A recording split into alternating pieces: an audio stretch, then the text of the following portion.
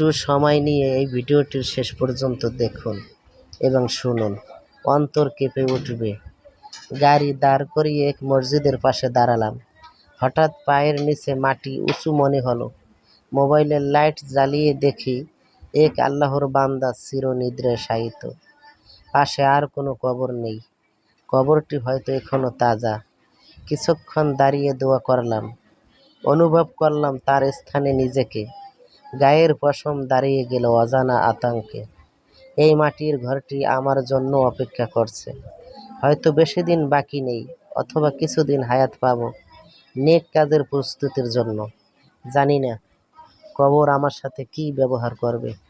আমার কোনো আমল নেই যা আমাকে জান্নাত দিবে, কিন্তু আমি আল্লাহর রহমতের ভিখারি। তিনিই যেন আমাকে রহম করেন। আমিন।